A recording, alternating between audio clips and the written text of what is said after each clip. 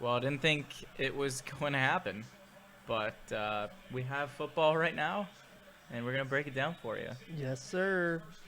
Shane Chernoff, Vijay Patel. Uh, we're missing one of the big three.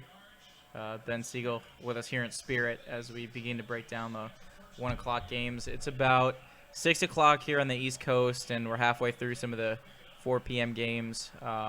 We've got Red Zone going on in the background, and I think football brings out something of like the most disgusting version of ourselves.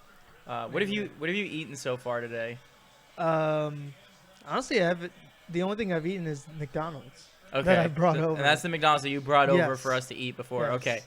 so you brought Yep. that over, and I ate McDonald's with you. I had a Big Mac and a 10-piece, Yeah. and I also ate stuff for the 1 o'clock games, and I am honestly disgusted with myself Put down that because list right now. yeah. Just So let's see. It started. I didn't eat anything till 1 o'clock, which is usual for me on Sundays anyway, or just normal days. But I had Publix lemon pepper chicken. I split that chicken with my dad, so I had half a chicken, a giant turkey sandwich that I built, um, a ramen instant lunch with shrimp in it. Um, I had Tostitos scoops with bean dip. I had a Coke Zero. I had non-alcoholic athletic brewing beer. I had uh, half a family-sized bag of Flamin' Hot Lays, and then I had McDonald's, and I just finished a pack of Nutter Butters. my God. So, football Sundays. What do you think of the game so far? I know you are a Jets fan, and you got to watch your team play. I'm curious to know what your thoughts were on the game because I'm a Giants fan. My team's not playing until tomorrow night. Yeah, I'm kind of embarrassed as a Jets fan. Oh, as the Oh, was that a pick six that was by the pick Tom six. Pick Pick six. Are there any flags in the field? That's the former That's University former- of Florida got kicked Giants, out. Giants. Janoris Jenkins. former- That's incredible. Wow. And that was something that was it something that we discussed, or was it something a conversation that you and I have had in private that I thought Tom Brady was going to struggle? No, we've said that multiple times. I think the Patriots has a good system. It's a system. That was designed to basically keep him playing at the level that he was. And when you adjust to a new offense, it just doesn't translate sometimes. Right. I mean, Cam Newton did pretty well today in that same kind of offense. I mean, obviously he's a dual threat quarterback now, but so the system changed a little bit. But It's Belichick- like kind of putting different parts. It's the same car, but you're putting different kinds of parts to do it depending on, whether it's a performance car or an off-roading car. Yep. With We'll Cam see. Newton, now you have the threat of the run. I thought it was interesting that they did mix in some option plays there, and I still think the Patriots are the favorite in that division. No one's really wowed me. Right. Yeah. Um, It's been an Who interesting. who just week dropped one. that touchdown? It So looked looks like AJ Green to me. somebody on the Bengals. Yeah, AJ Yeah. Green didn't play at all last year, right? Because of his injury. Yeah, he hasn't played in I think 24 games Wow. in the last Yeah. 24 games. So it's good to see him on the field for sure. Well, let's check in with Um, some of our sleepers, studs, and slackers. George All right. Kittle was my slacker. I'm going to go on the internet real quick and look up his stats. But in the meantime, I know you had some thoughts about the performance of Christian McCaffrey. You know what? Christian McCaffrey, I said he would be the stud, and he did not pull out the performance that one. He only had 2 touchdowns, Only and 90 yards and 2 97 touchdowns. yards rushing, and probably some receiving yards. So disappointing performance by my number 1 overall pick. Yeah, It's tough McCaffrey to- with only 2 touchdowns. You should be ashamed of himself. My sleeper was Jordan Howard of the Dolphins, and luckily he had like a last minute. He scored. He scored. He definitely did, but I mean he didn't have many yards, and I think partially because Fitzpatrick had a tough game. I think he had 3 picks. So right now, George Kittle's got 4 catches for 44 yards and 0 touchdowns. Well, is he hurt? I know he was hurt. Is He did back get in? hurt. That's right. So it looks like he hyperextended a knee or something like that towards the end of the first half. Who did I pick Um, as my slacker? God, I can't. Oh, it was Saquon Barkley. So I still have a day for that. Yeah, one. we're gonna have to see how that one pans out. But Yeah.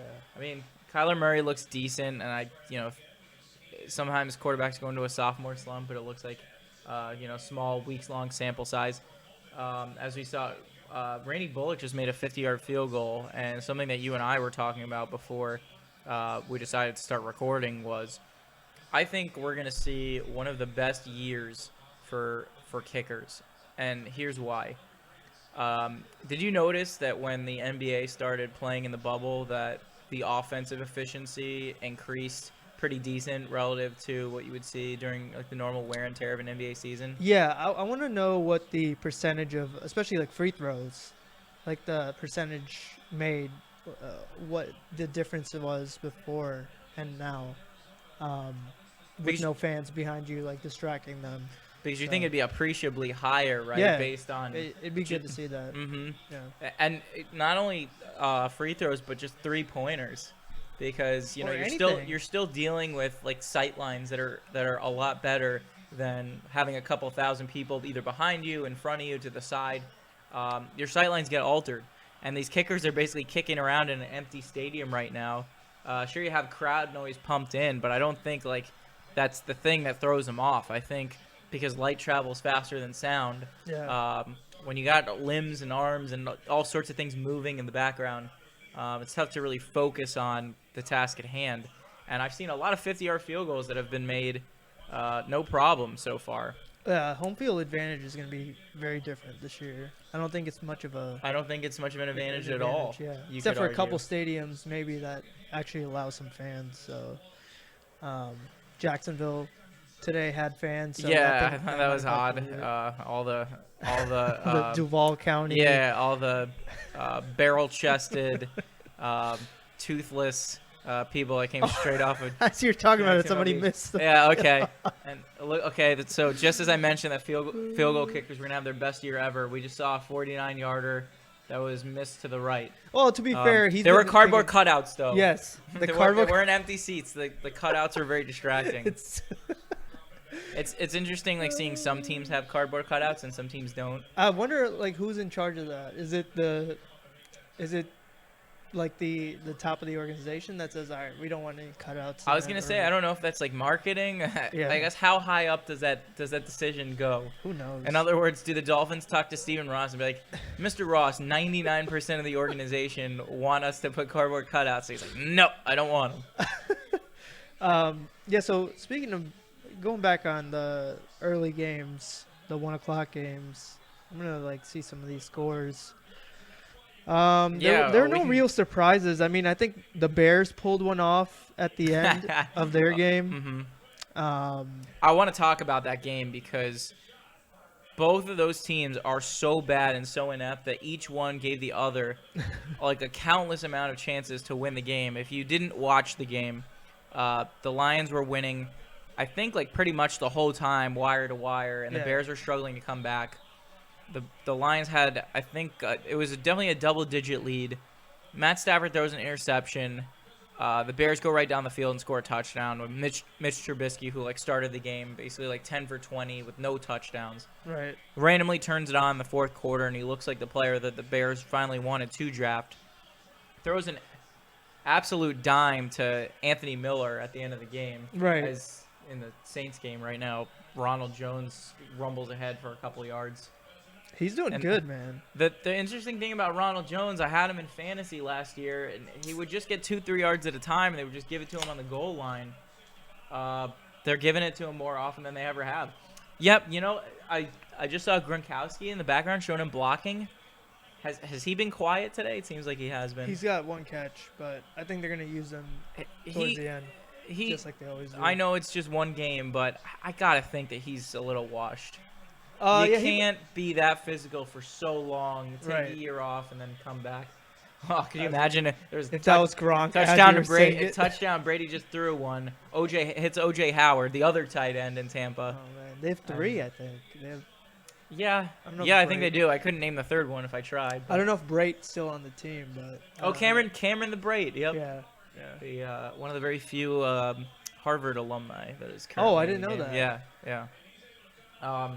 But watching that, going back to the end of that Lions game, the Bears take the lead, and They pretty much have an 85% chance. What they do now is they'll flash up the probability to win the game. Were you watching this? Were you processing it the same way that I was?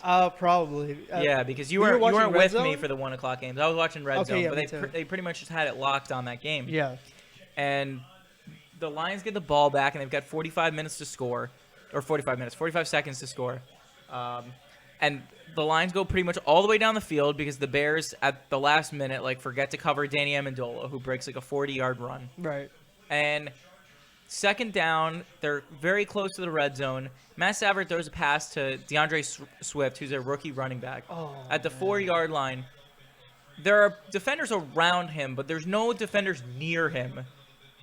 And all he has to do is catch the ball, turn around, and just walk into the end zone. And it's an easy touchdown game winner. Drops it, and then the Lions have to try again, and of course they fail, and the Bears fall ass backwards into winning the first game of the season. And those two teams are so inept that it was such a good competitive game in spite of themselves, I think. Right. And it brings another point up is people would say, oh yeah, Swift lost that game, but at the same time, there were many opportunities for both teams to. Well, the Lions secondary lost the game too because they could have tightened up and defended against Trubisky. That's why it's a team sport. It's you can never blame one person unless a quarterback throws 5 picks in a game. Then you're like, all right, maybe it's his fault or something like that. Well, I know someone you can blame because there was a game in there was a throw in your Jets Buffalo game that made everyone. That both of us drop what we were doing and text each other to make sure that we saw the same thing. I was happy at the point. I want to, when we cut this together, I am, usually I'm pretty lazy and I just put up one picture and then just upload this straight to YouTube. I do want to upload the still frame of what it looked like from John Brown's perspective when he was wide open in the end zone. When I say wide open, there have been a couple of plays today where there are no defenders within, a good 5-6 yards of somebody. And Josh Allen's rolling out to his left, and all he has to do is put it in the county, and he throws it to Saturn. he thought he was throwing it to Yao Ming in the end zone. Yao Ming on a ladder couldn't have gotten the ball either. I mean, it sailed way up into the railing by the first row by the crowd. I could not believe how badly he overthrew it. And I looked at the replay just to make sure he didn't get hit on the arm. I mean, it was just nowhere close. He was, if you look at after the throw, they'll do a slow motion replay. And he does one of those, after, let's say you have a bad throw or something, or a pitcher or a fielder has a bad throw. They'll practice throw, I don't know if my arm was too low or too high. Yeah. He does one of those simulation throws. He did it, and it was so dumb because he knew what he did. And you do it in golf too, right? Yeah. If you hit a bad shot or you hit it into the water and you just get mad and you try to hit a practice shot, it's okay, what did I do wrong here? Yeah, he did one of those, and it was kind of embarrassing. But that goes back to what we were talking about too, how baseball players. It's not a bad throw by Joe Burrow. Yeah, right there, a lot of the Tyler baseball Boyd players, quarterbacks in the league, can make those throws easily because. They're used to throwing on the run. They're used to throwing like that and opening their hips up more as they're rolling out one way.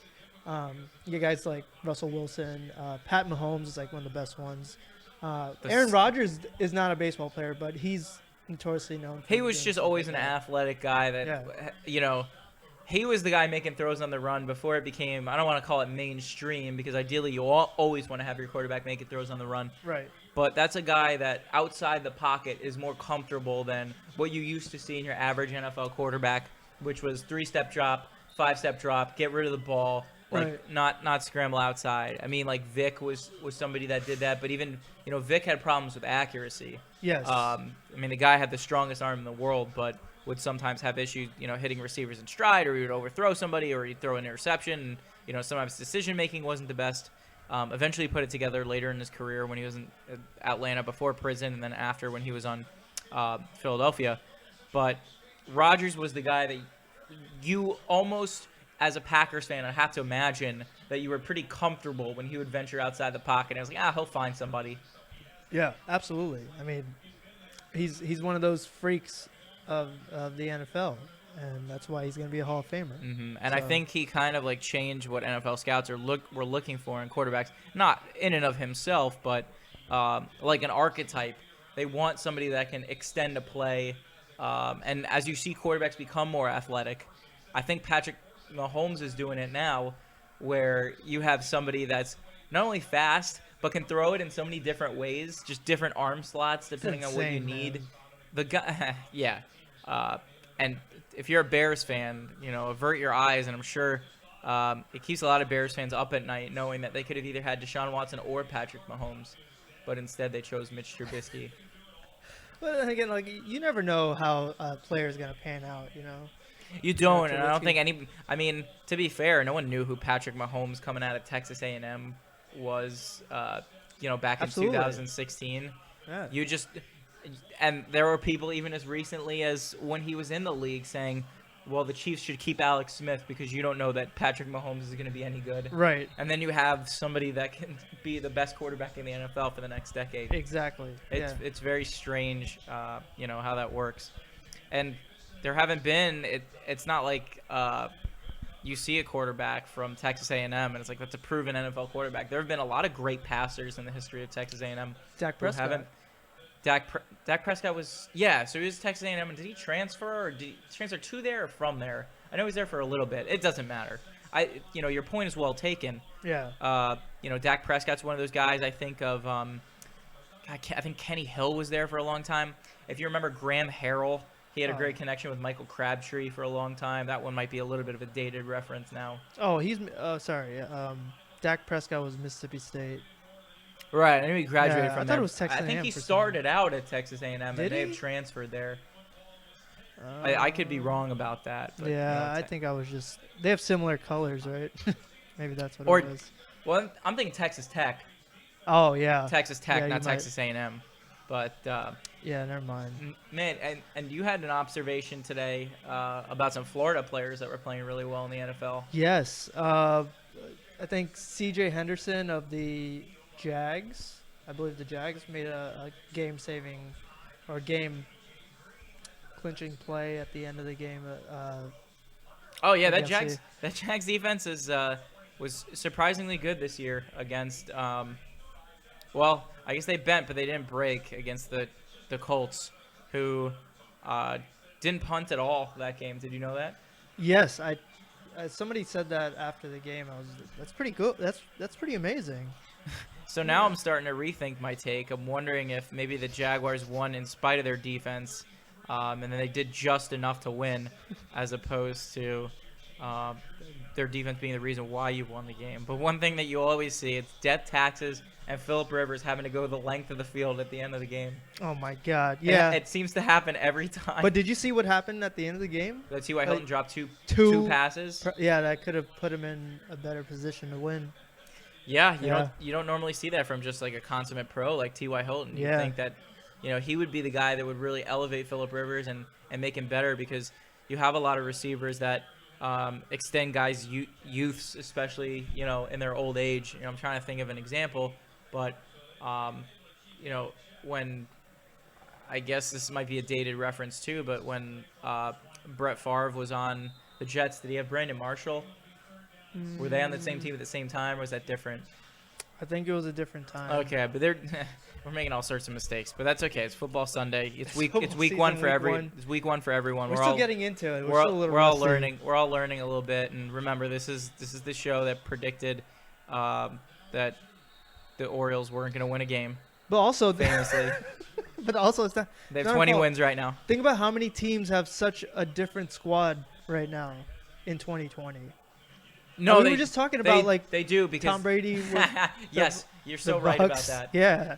If you took like PS3 or PS4 Madden and you just started a franchise and you put the settings on fantasy draft, I felt like that's what it looked like to me when I turned on CBS and I saw Cam Newton in a Patriots uniform running for a Right. touchdown in an empty stadium.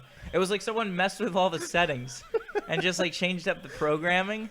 I think the Bucks is the best example of that, because you have Tom Brady, Rob Gronkowski, you have LaShawn McCoy. you have I guess that's it. Just so many different random players that you wouldn't think Oh are on the. God. Jordan Reed is in the 49ers for some reason. Yes.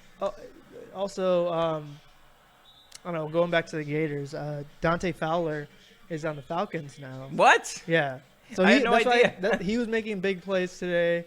I saw Marcus May. I mean, the Jets didn't win, but Marcus May was involved. Brian Poole, Marcus May, like they did pretty good.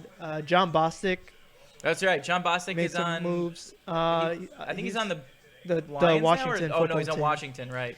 Yeah, so he made some plays. Yeah, I mean the Gators have been doing great today, which is It's interesting, all these new faces and new places. What do you think of Todd Gurley?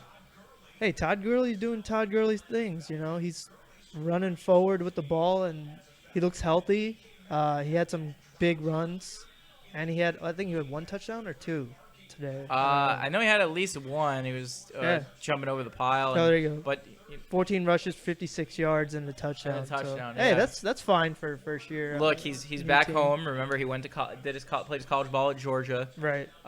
So I think that's something of a comfort zone for him. And he's also a player that finally has center stage now, because the McVay offense was, while it was run oriented to some degree, that to me has always seemed like a pass first offense where they're at their best when they can spread the ball around. Cooper Kupp can get open, and Jared Goff can just throw the ball around, and they can get a receiver running a quick slant or something. I'm like that. interested to see how they fare against the Cowboys today and what they're gonna go with as far as game plan, because Gurley is pretty big for them. So we'll Yeah, see. yeah, and I think they have Malcolm Brown, and they also drafted Cam Akers from Florida State. to Oh, see if they Cam can Akers fill the might have a void. big game, I think. Even though I have no idea what to. Well, it wasn't intercepted, was it? No. So the Cincinnati game just popped on. We've got the red zone going, and Burrow's been okay. I mean, he's made some decent throws. First game as a pro, and obviously no quarterback has ever had to do it under these circumstances. But So Green stepped out there. he would have been an ineligible receiver. Right, Yeah, so it wouldn't have been a valid catch anyway. Yeah. Okay, so any surprises for you week 1 as far as offensive players and fantasy? I don't want to say I was surprised by Josh Jacobs. Nah, I was think we impressed. Yeah. I think he was going to be good. I didn't think he was going to score 3 touchdowns. Was going to be the focal point of that offense. I thought John Gruden was going to incorporate more of a passing first scheme, and he didn't do that. But I think Josh Jacobs just did a really nice job, and is definitely making me regret not taking him in fantasy. How about Gardner Minshew? I don't know if that's the Jaguars being good or the Colts being bad, but we've seen Gardner Minshew at his best. But then you and I have also watched games with Gardner Minshew where he's throwing like 4 interceptions and he can't get the hell out of his own way. Probably shaved his stash. Oh, he looks Put his bag good. in. There Now are he's- gonna be so many Gardner Minshew looks likes on Twitter tonight. It's gonna be so funny. Very fitting for Duval County. He looks like he looks like someone, if you're playing 9 holes, he looks like someone who would hit into you while you're like still on the green on a par 3, He looks like he. and then would challenge you to a fight, but And not before shotgunning a natty light. And then after he'd take his Harley Davidson out on a Sunday afternoon, letting his hair flow. He definitely has the American flag bandana. He does. 100. He's got the leather jacket like cut off with the patches all over. 100%. He's got the patches, and he's got one of those like stickers on his bike that's like, if you don't like it here, get out. Like, or it's like, if you don't like it here, I'll help you pack. You know that one I'm talking about? Yeah. Oh my God. Man. Yeah. I'm trying But to think, he still might not be the weirdest looking quarterback in Florida, because Ryan Fitzpatrick still looks like had a complete somebody opposite who like game lived in a today. cave. Yeah. I thought he was gonna have a decent game today. Fitzpatrick is. No, I think people continue to overestimate the Patriots' demise. I don't understand why we still predict that somebody's going to threaten the Patriots in that division until Belichick retires. I think the Patriots are really going to have a stranglehold on that division, because players have so much respect for him that he'll be able to get people like Cam Newton at a discount, and he'll continue to have the next man up attitude. And Boston is, depending on whether you like the cold or not, can be a very tough place to live. The fans are very informed, and very much like New York, they'll stay on you if you're not doing well or you're not Right. performing up to their expectations. But you have such a good coach there that it's like, if you're a Buddhist, is a Dalai Lama a Buddhist? I have no idea kind of what I'm going off of there. Assume, But it's like the premier. Hang on, I want to look this up now. But if basically you're going to the premier Buddhist or the premier somebody, whatever concentration that you do, it's like if I was studying law, or if I was learning how to be a trial lawyer, and you got to learn under Johnny Cochran, that would be pretty damn neat. Hang on. I'm not a good multitasker. Yeah, I'm trying to think of. I'm looking it up. Oh, I just saw the Dalai Lama stats is the for head monk of Tibetan Buddhist. Yeah. Buddhism. Buddhism. Buddhism. No, I at least I figured out how to differentiate single and signal. That was something that I had a really hard time with the other night, and I messed it up. I thought you meant fewer growing than 5 up. I thought you were times. gonna say growing up. I was like, wow, that's a very interesting and specific words No. to get mixed up. Signal and single. No, it was something that I was struggling with because we had a meet in my job. We had a mediation recently, and signal is a word that comes up often when you're in a mediation room, and we had to say single when we were interviewing Whitney Claire Kaufman, who is great on the show. I think we had a lot of fun moments. I'm looking she's forward really to cool. actually cutting Yeah. that together. Absolutely, she's very cool, and the single they have out is pretty cool. Yep, they have an Asian guitarist who has the best abs I've ever seen. Washboarding. She tells a good story about him, so you can catch that in our episode 5. But getting back to the Patriots, I don't understand why people consistently underestimate them and think that Miami or Buffalo is going to threaten them for the division. I don't care how weird this season is. I don't care that there's 0 fans. It's going to be I'll believe it when I see it kind of thing. Otherwise, I'm just going to continue to think that the Patriots are always going to be good. But Right. one team I always think is going to be bad are the Cleveland Browns. Did you watch any of that game today? Yeah, they had no chance. I think Mayfield is having a tough time in the NFL. I'm just gonna go ahead and say that. Is it weird that someone who was so successful as a rookie has struggled in the past 2 years as a full-time starter with a No. better team? Beginner's luck? I don't know. Because the NFL's a different animal. I mean, you could have the greatest first. I bet you can look up quarterbacks who had like amazing first seasons and just fall off. And I'm surprised he's still the starter. To be honest. I wonder if it was because, was Freddie Kitchens the offensive coordinator during his first year when he was good, and then they promoted him to head coach, and it wasn't quite the same? Right. I think that's what it was. I wonder how much it has to do with that. I don't know, man. He did not look good today. He was second guessing himself a lot on a lot of the throws. His footwork was not great.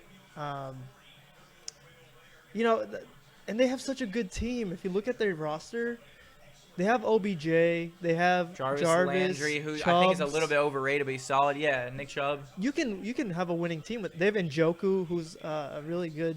Very Tight end. talented tight end at the Yes. University of Miami. That's what I'm saying. They have the pieces. They just need him to. Kareem Hunt. Oh, that's right, Kareem. Yeah, if Morals should be- aside, a very talented running back. they should be like a 10-win team, easy. With a good quarterback. Their defense has always been decent.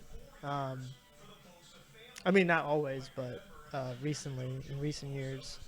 But I don't know. I think they're just going to be bad forever. I think there's just something in the air that prevents the Cleveland Browns from being very good. Because even curse. when they threaten, there's always something that messes things up for them. Like they're going down the field today, and putting together a drive, and there's always an inopportune fumble or some kind of turnover or just something where there's a bobbled pass or a mental mistake. Right. I feel like they just cannot get out of their own way. I know. And man. it's being a Mets fan, I get it to some understand. degree, but at least the Mets made the World Series in the past 5 years. I legitimately think that geopolitical tensions will cause a nuclear holocaust before we ever see the Browns being a good football team. Oh, the You can Jets give are them not all the time in the much world, better. literally. Yeah, the Jets are not much better. Yeah, so I but the understand Jets have made it to a couple. You and I were in college when the Jets made it to back-to-back AFC championships. with Rex Ryan, yeah, Mm-hmm. and butt fumble. Those are good. Well, the butt Sanchez. fumble happened after, but Those are good times. he was the quarterback. Those yeah. are good times, Yeah, right? yeah. It was great times. Rest man. I in remember peace. that. We watched that Jets Steelers AFC Championship game at the Swamp. You know, shout out to all the loyal fans out there, the non-bandwagoners that People stick who have with just their supported team. bad teams for a long time and Yeah, still watch man. every game. I appreciate that a lot. Yeah, I'll drink you to know? that. Same. Well, one of the other teams that is surprising me, and I don't know if it's a fluke, but probably not. The Washington football team has a pretty scary defense. If you look with Chase Young, They've added some pieces. Yeah, Chase Young, who should have been man. a giant, and I really you regret do that he not isn't. want to be in the way of that guy Mhm. coming towards you. Yeah, Dave Gettleman and I think Pat Shermer was the coach at the time. Hey, dummies, all you had to do was purposely lose the game to Washington last year, and you would have had the second overall pick, and Chase Young would have been yours. Instead, he's going to terrorize this franchise probably for the next 15 years, a lot like what London Fletcher did for a very long time before that, and probably certain other Washington defensive players who were a little bit before my time. But that guy, from what I saw in the game against the Eagles today, is just a total monster. Oh my! Everything that he was as advertised when they picked him second overall. Yeah, you don't see that a lot too in the NFL. Like there are only a couple players have actually been of his caliber. Like as soon as you see him on the field, you know what you're gonna get. Like what a gift though. Like do you have a player that he reminds you of in history? Because when I go back and I think about it, I thought he was going to be very similar to Clowney, who's going to have some growing pains in his first year, but then turn into a very suitable defensive player. Right. But Chase Young's already getting to the quarterback this year, so I was curious if he kind of brought to mind, anybody for you. I mean, he reminds me of like a young O.C. Umenyiora. Yeah, Euros. Yeah, that's what I can think of right now. But more physical, like bigger, stronger. He's a freak. These guys like Aaron Donald, like players like that, the once in a lifetime players. I've always been surprised. I've always been surprised by how small Aaron Donald is. Have you looked that up? Like he's not that big. I saw that in Hard Knocks too. Like you could see him around other players, and he was smaller than them. But he's the smallest brick shithouse you've ever seen. He can outlift them like every single one of them. He's a brick shit hut. Yeah. And not quite big enough. He's a brick shit apartment. You cannot pay me enough money to get in front of that guy coming at you. Him No, or it's Chase terrifying. Young or some of these TJ Watt, some of these guys. Yeah. My I guess, God. like, out of any player in the NFL, if you had to block against somebody, who would you be most terrified to try to block? Because now I want to think about this too. Because if you're doing it over history, Lawrence Taylor is terrifying. Bill Romanowski, because of all the steroids that he did. I mean, there's just so many guys that are just like flat out terrible. Like Ray Lewis, if he's like getting a full on rush from the linebacker position, would scare me. Oh man, I'm gonna have to go with like Aaron Donald because Yeah. not only is he not bigger, he's not in size, but I'm saying like strength wise, he's bigger, faster. All these players nowadays are just like the nutrition and strength training, and it's so much different than what it was like 10 years ago. Oh, that's not Yeah, Eckler. no, I'm sorry. It's not Austin Eckler. It's Kelly. So I drafted. Clarkson. Yeah, if you guys are paying attention, I drafted Austin Eckler over Josh Jacobs, and it's just it's turning out to be a very terrible decision. Doesn't look like Austin Eckler is going to get any of the red zone carries. Josh Jacobs has been getting all of the red zone carries, and I'm not happy about it, and starting to rethink my life choices. And maybe there's a reason my name isn't on that trophy that is sitting over there. Yeah. So but so like some of these players I was talking about are the strength training regimen, your nutrition, like all that's so different now than it was 20 years ago, 15, even 10 years ago. All these players are faster, stronger, because the science is more precise. Absolutely. And everybody's got analytics, and there's a way for these organizations and coaches and trainers to figure out how to make the players the best of them that they can be. Whereas Right. it was like drinking raw eggs and like just doing a ton of push-ups in like the 60s and 70s in the Lombardi era. Yeah. I mean, you're dealing with guys who physically are on a whole different level. And you see that in almost like any sport. Right. Like you always ask the question, it's like, what do you think Babe Ruth would be if he played in today's game? He might be a 250 hitter. Like I don't know, I can't say that for sure, but I have to think that he would. I think it would be less. He wouldn't be hitting. You think he'd be like like close to Mendoza line. Because how fast were they throwing back then? Like 60 miles an hour? I don't know if it was that slow, but there were guys that I think like the most dominant pitchers were throwing in like the mid 90s, and now you have every guy coming out of a bullpen can pump 100 by you. Right. Were they actually throwing 90s back then? I think Alexander. I'm really dusting off an oldie, but from what I recall, Big Train Alexander Johnson, or is it Walter Johnson? I can't remember. But Big Train Johnson like was known for throwing like 96 consistently, and he was like the most terrifying thing you'd ever seen. Really? Yeah, let's actually look this up now. Now it's turning into a baseball podcast as opposed to a React pod. Speaking of baseball, did you see the first no-hitter was thrown today by the Cubs? The second no-hitter of the year, right? Because I think someone on the White Sox threw one. Oh, No, really? I think someone on the White Sox threw one. And that's how quiet it was. No one knew about the first no-hitter that happened this year. This was in a pandemic in an empty stadium. No one It was cared. in my spam folder in my email. Okay. Oh, this is Jack Flaherty. Cy Young. I mean, speed of old-time pitchers. I'm on baseballfever.com. Do you think the likes of Ruth would stand it? See, they're having the same conversation that we are. Thank you, Dominic, registered user, who joined the forum in October 2008. Wow. Okay, so here we go. Walter Johnson was reportedly measured at 99.7, where they can measure the speed of bullets. Throwing the ball in 90-plus is not a rare event in the upper levels of the game.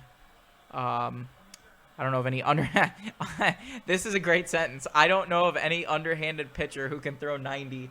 Could you imagine? That would be the greatest ground ball pitcher you'd ever seen. That's amazing. That's something I would love to see if it's possible. Let me see. Oh, okay. So Alec Mills of the Cubs threw the second no-hitter in Miller Park history. Oh, okay. So that's what it was. The second no-hitter in Miller Park history. I guess so. It was the second no-hitter of the season. Yeah, that is kind of a hitter's park. It is. Yeah, you're right. It's pretty shallow down the lines, and it's easy to like hit home runs in the power alleys. I mean, it's pretty deep to dead center, but I guess it would be tough to keep like a ball in the ballpark and in that kind of a stadium. And there have always been, well, I guess with the randomness of baseball, you can even have. Has there ever been a no-hitter at Coors Field? Because of the altitude? That's a great question. I would like to know. Yeah. Feel free. Maybe you want me to call Ben? Let me call Ben to see if he wants to make a cameo on this. No-hitter at where? Miller's? At Coors Field. Coors? Different beer. I enjoy both of them. Yeah. Hang on. We're gonna call Ben here and see if he knows. Yeah, looks like Go ahead. Hideo Nomo. Oh, Hideo Nomo 96. threw a no-hitter, Yeah. He was on the Red Sox back then, right? Yep. Coors Field. Yeah, okay. Yeah, I actually should have known that. I thought that maybe he did, but I'll actually be out that way during the week, but not at Coors Field. All right.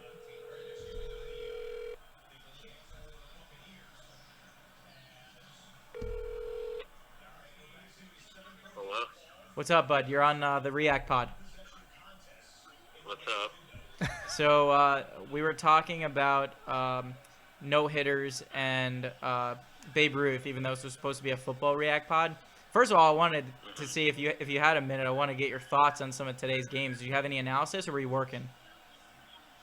I was working. I'm trying to catch up on everything. Actually, I was listening to the radio on the way home, and all they were talking about was Josh Allen, which I'm guessing was that picture you sent in the group chat. He must have missed like a ton of throws because they were bashing him, like saying he has no accuracy and he missed just wide open touchdown throws. So Ben, I will tell you that if one of the three of us had the opportunity to throw that like one of us could have done it. All you had to do was just throw it over the head of the I mean, there was no guy. Everyone had their back turned to John Brown, and Josh Allen threw it to Saturn.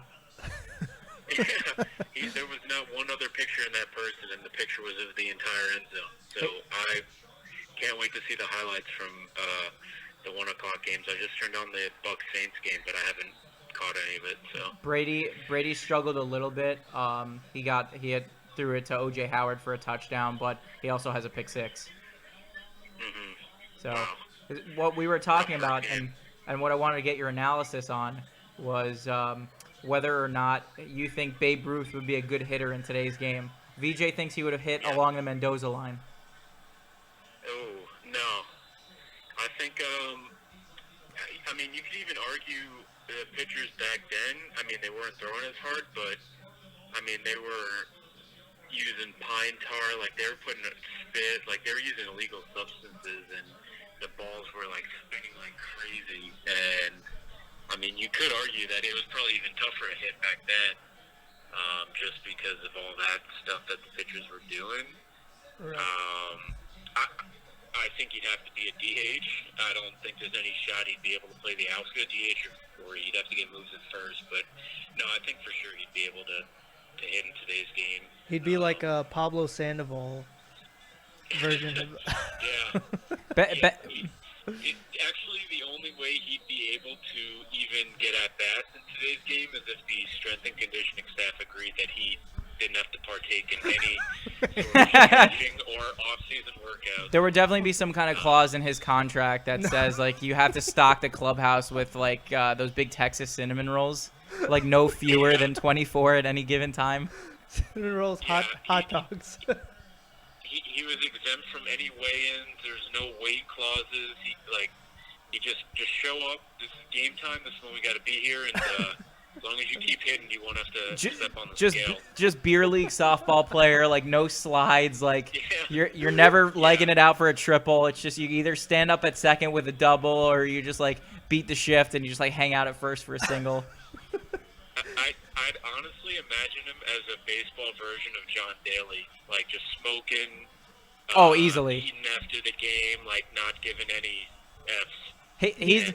He's definitely like paying some kid in the crowd to go buy him a hot dog and then like bring it down to the dugout and pass it to him. Not only that, but to bring his mom's number with it too. He's taking the hot dog down. He's that guy on your softball team that is like comes up to the plate and either hits a home run or like strikes out and just goes back to the dugout and chugs a beer.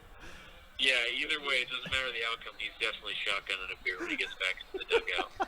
One thing I wanted to ask you, Ben, as we steer the conversation back to the NFL, is when you watch the Red Zone, are you a Siciliano? Well, I guess you were in the NFL, so you really haven't had the experience with Red Zone a lot, have you? I mean, really the only time was on our bye weeks or if we played on a Thursday night. And I'd be able to catch some of the games on Red Zone on, Sunday. I'll be honest, I don't know the other guy. I know Siciliano's voice, and is the other guy the afternoon game? It's Hansen, no. So it depends. I think one is with DirecTV, and I think one is with somebody else. But historically, I've only had Siciliano. But today I've had Hansen and Vijay. You can jump in any time. But I thought it was interesting that like the presentation of the game is a lot different. I think like Siciliano is more like one of us, like sitting at home and watching the game on the couch. But like the presentation with the Hansen is a lot better because they will stay in full screen and then we'll take it out in between plays. In other words, like they're not throwing 3 games up on a screen and 2 of them are just people waiting around for them to break the huddle. Yeah, so I've been seeing Siciliano. I think you say both of you have only seen him, right? Usually? Well, I had always been Siciliano until Hansen this year, and then every now and then I'll go to somebody else's house and Hansen's doing it. Yeah, I only watch Hansen, so I wouldn't know what Siciliano's play-by-play is. That's funny, yeah. I think I've only seen Siciliano, or at least from what Kyler Murray just rushed for a touchdown. By the way, Ben, George Kittle only has 4 catches for 44 yards, but he did get hurt, so I don't know if he's back in the game yet. Speaking of that, I don't remember if you put him as your slacker, but I do remember you mentioning, actually I know why you said it, because I did, I said Zach Ertz for something, I think, and I remember you bringing up Dallas Goedert about if he was going to take targets away or if I was worried about that. I did, and I picked him in daily fantasy today too. And he had quite the game, although Ertz did have a touchdown, but Goddard. Yeah, not to be that guy, but yeah, watching Zach Ertz, having had Zach Ertz last year in fantasy, I kind of saw the writing on the wall that like he liked to go to Goddard, and yeah, he made a nice little. What's that? My ball Zach Ertz? My ball Zach Ertz, that's correct. That was the name of your championship-winning team several years ago in our fantasy league. But hopefully it's for fantasy reasons. Hopefully this is just like a one-game, like kind of fluke, and Ertz's targets will get back up there. But I guess we'll see what happens. all right, what are you doing for the Sunday night game? You out? What? Wait, what? Like to watch it? Yeah, you want to come by for a little bit of Sunday night game? I'm probably just gonna chill. Honestly, I probably won't even be able to catch the whole thing. I'm exhausted. I might be in bed by halftime. Yeah, being honest. yeah, I hear you. All right, well, we'll go to sleep. So we're gonna wrap this thing up. I'll see you later. All right. Take care. Peace.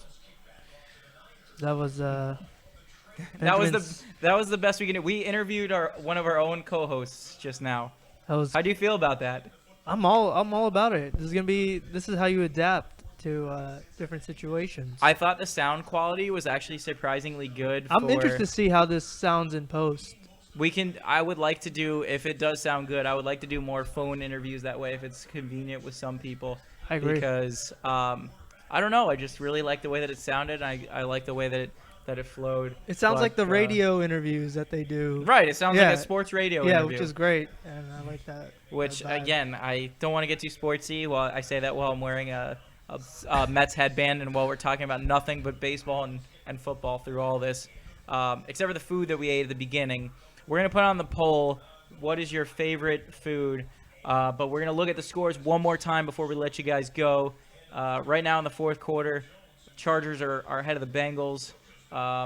What are some interesting things about the scores that you see here? Because the Bucks are only down a score. It's 24-17 with 15 minutes to play.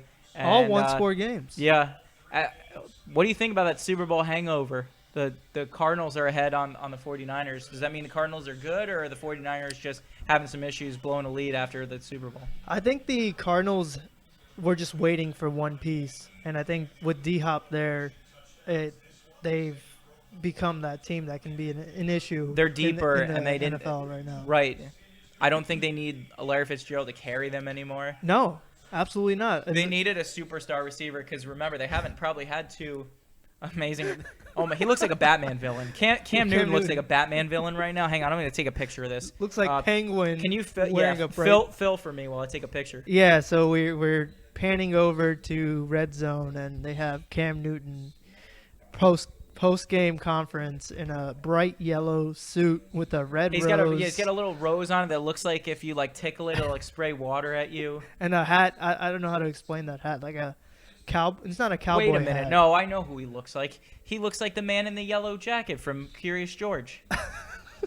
Oh yeah. He looks like he looks like Black Man in the Yellow Jacket. Yeah. That's a good look for him though. I like it. Yeah, he's very I'm looking for the right word. Apparently he's flamboyant. Or he's eccentric. Yes, he's eccentric. exactly. I think eccentric is the best word. But man, I'm interested to see how the rest of the season goes with him, and I'm also looking to see all those great wardrobes. I want to call the guy who dresses him and say like, how would you dress us? I think when we do our Halloween podcast, we need to have multiple wardrobe changes, and one of them should just be like us as like what Cam Newton. Yeah, his different outfits. Cam Newton's throughout outfits. The years. Yeah, I think that would be fantastic. Yeah, it was just funny because like you see the TV screen like dark and like have like a certain amount of colors in it, and then you just pan and it shows Cam Newton and like breaks the TV screen with different colors. It'll like shatter it. Like if you hit a high note, it'll shatter glass. You need a new TV right now. It'll send your 1080p to 240p real fast. But that's funny.